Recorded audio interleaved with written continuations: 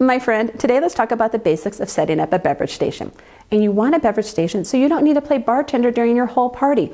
You want to enable your friends and family to go get their drinks, which then allows you to enjoy their company and mingle with them. I'm Nicole on the table, and we're going to cover setting up your beverage station, a little bit of styling information, and what to avoid. Now, I'm not going to be sharing beverage station themes. There are so many fabulous videos out there on mock cocktail bars, on dirty soda bars, on hot cocoa bars, so many different ideas. They are going to share with you what to put on your beverage station. I'm actually going to be peeling it back and starting at the very beginning of what to do and not do for your beverage station. And the first thing we need to talk about is finding the right spot for it. Where should you set up your beverage station? You want to make sure that it's going to be in a separate area of the food. You don't want your beverages and your food to be next to each other, because then you're going to create traffic jams for people getting food and people trying to get drinks. You also want to make sure that it's clear of walkways, that it's not going to get in the way of people trying to go from one area to another. So you might consider your living room, your family room, your dining room. If the weather outside is nice, wonderful to have a beverage station outside.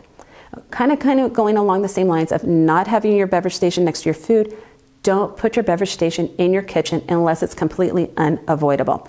And that's because everybody already congregates in the kitchen. And the last thing you really want to do is have more people coming into the kitchen to be able to serve themselves drinks. What you're going to end up having is party in the kitchen. And that's the last thing you really want to have happen. When you are thinking about the right spot for your beverage station, you also want to make sure that it's against a wall, unless you have a really big, sturdy table that if it gets knocked, nothing's going to spill. That's why having it against a wall or up on a counter, that's going to help prevent that accidental bumping and spillage. Now, if you don't have a counter or a huge, big, sturdy table, you might need a folding table or a bar cart. Those are great options. But again, put them up against a wall to help eliminate possibly being knocked. You do want to try to have your beverage station accessible by at least 2 or 3 different directions, if possible.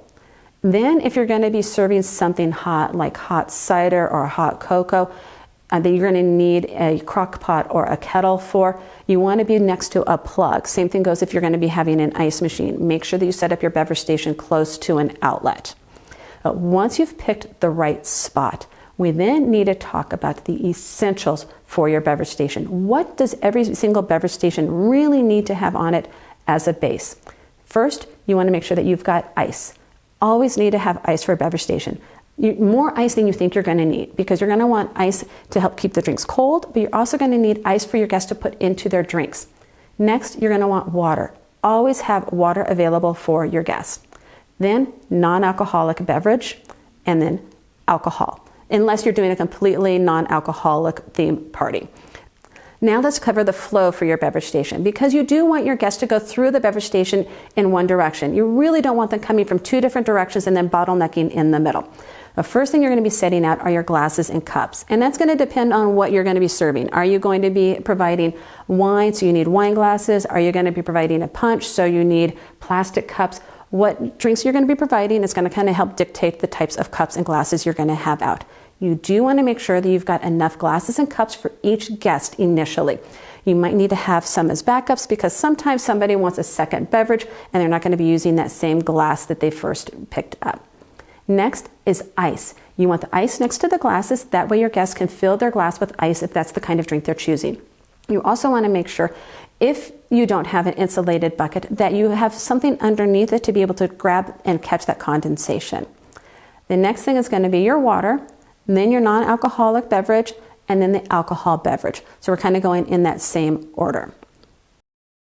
Now let's cover the small elements and those finishing touches for your beverage station.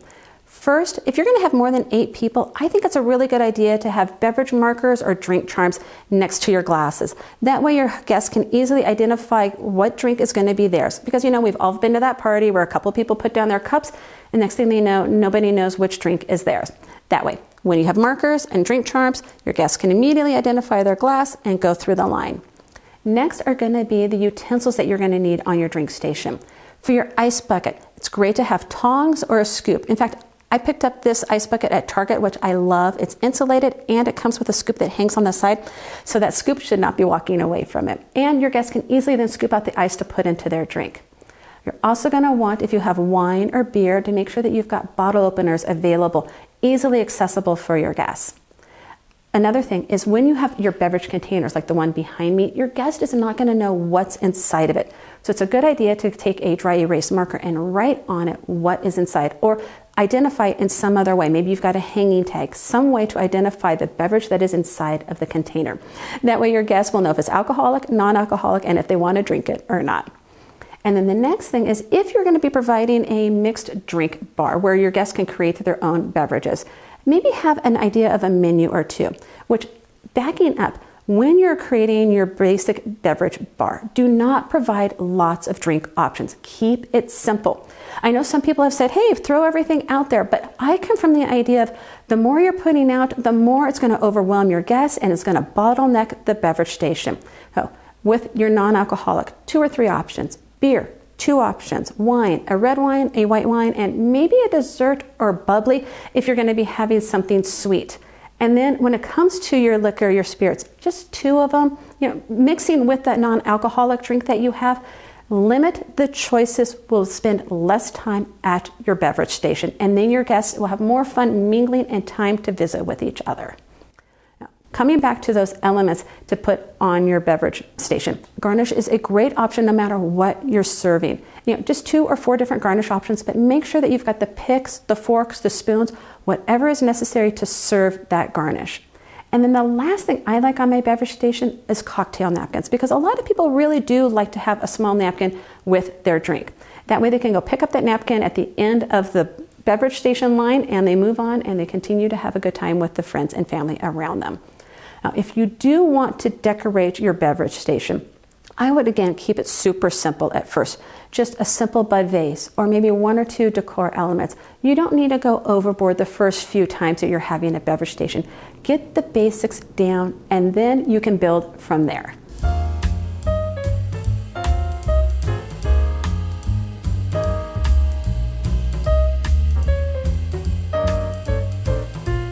A few final tips when it comes to your basic beverage station is to make sure you've got backup drinks available. When your drinks start running low, you want to quickly and easily be able to refill them.